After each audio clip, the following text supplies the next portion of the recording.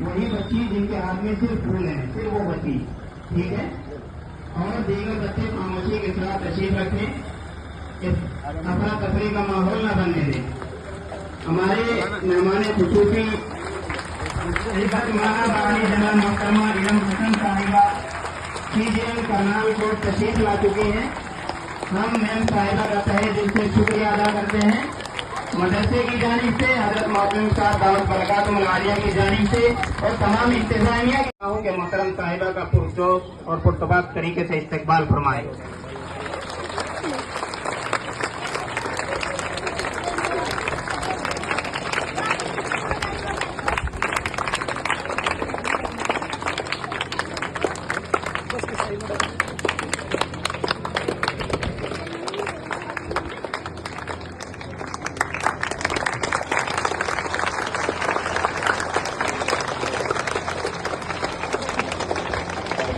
ठीक है, सही है। तो लगा भी फोटो काटने वाला सही।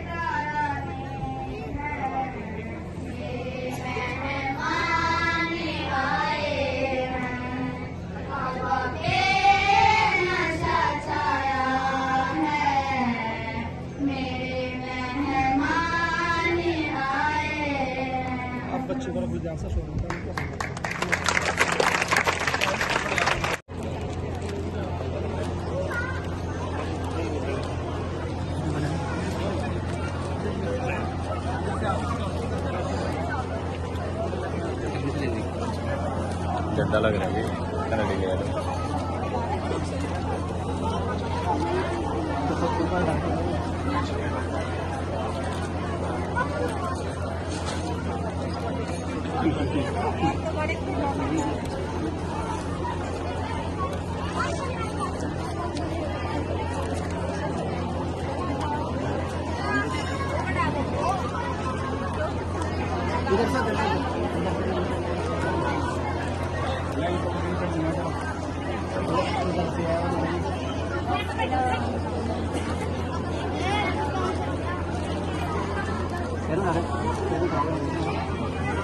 बस हो गया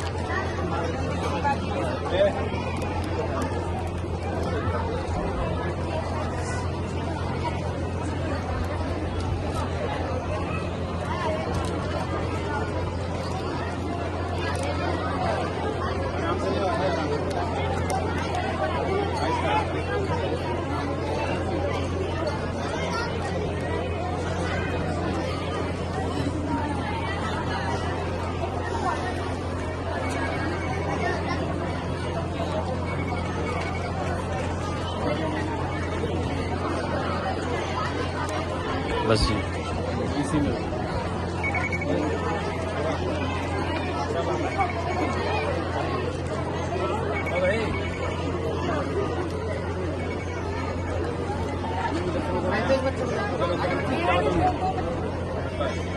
दो ही रहेगी सभी बच्चे आराम से बैठ जाएंगे।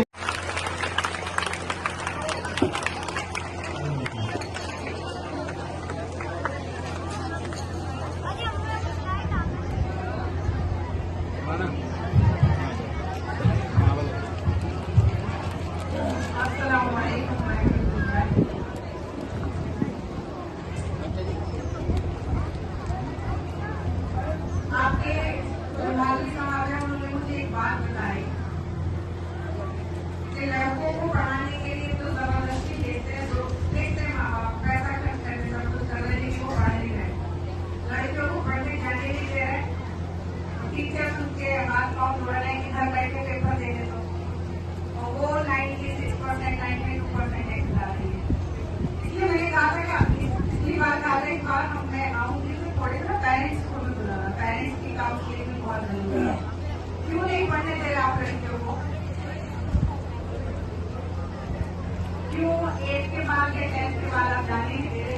सरकारी लड़कियों की बात नहीं है, ओवरऑल एग्जाम का आपको बता रहे हैं, बताते हैं अंडर कॉन्फिडेंस, कितने अंडर कॉन्फिडेंस है।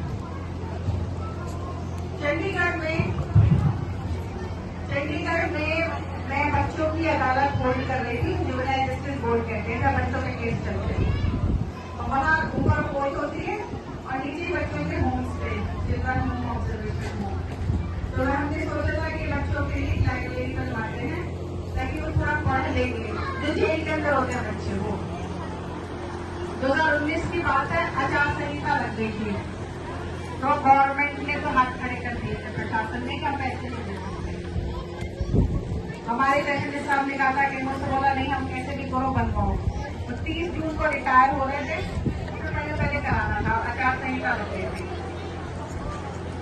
तो बाई चांस वो रमजान आ गए थे, उस साल 5 जून को ईद हुई थी। तो मैं जितने को मेरे जानने वाले थे, मैंने सबसे कहा कि जितने भी आप पैसे देते हैं थोड़े से मुझे दे देना, मैंने जेल में रहने वाले बच्चों के लिए लाइब्रेरी बनवानी है। तो सब मेरी जैसे जैसे करके जिसका जितना हिसाब था, जगह के पैसों से थोड़े थोड़े मुझे देकर 40-50 हज़ार रुपये इकट्ठे हो गए। गवर्नमेंट ने इतना करा दिया था कि एक रूम का व्हाइट वॉश करा दिया और नीचे टाइल लगा दी, बस बाकी बैठने के लिए चेयर्स, बुक्स, टेबल, चौक, सब जितने स्टेशनरी था वो हम लाए 40,000 में।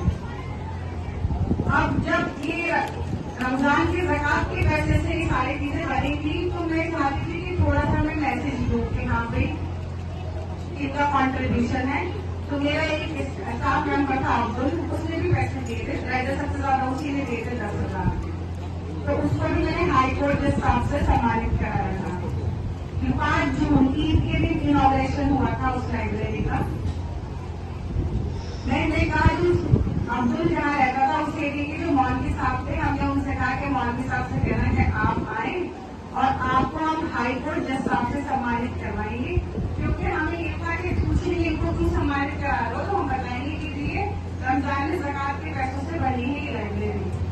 तो मौलवी साहब ही नहीं आए, उन्होंने फोन उठाना बंद कर दिया, वो आए नहीं पड़ते, हम नहीं जाते थे।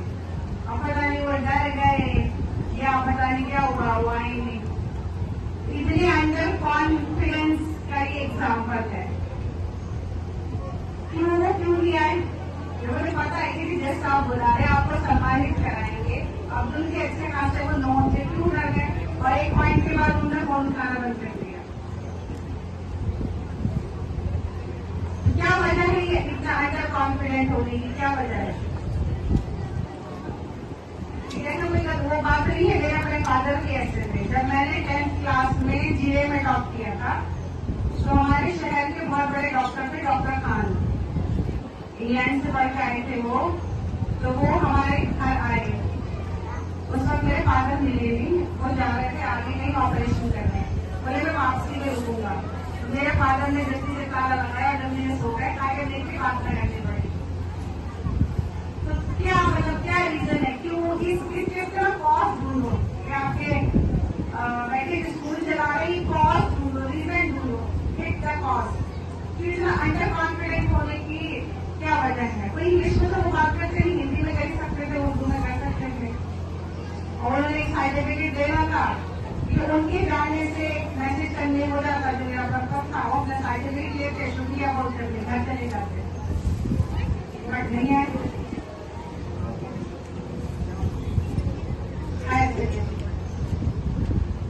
लड़कों, ऐसी बात नहीं कि हम लड़कों को नहीं कहना चाहते, बट क्योंकि लड़कों को तो सब उनके पेरेंट्स थोड़ा सा पुश करते ही हैं, माँ बाप पुश करते ही हैं, तो हमारा जो आज मेन फोकस था वो लड़कियों पे था। तो बाई चांस सामान ज्यादा था कि लड़कों को भी मिल गया, अदरवाइज लाए हम सिर्फ लड़कियों के लिए थे।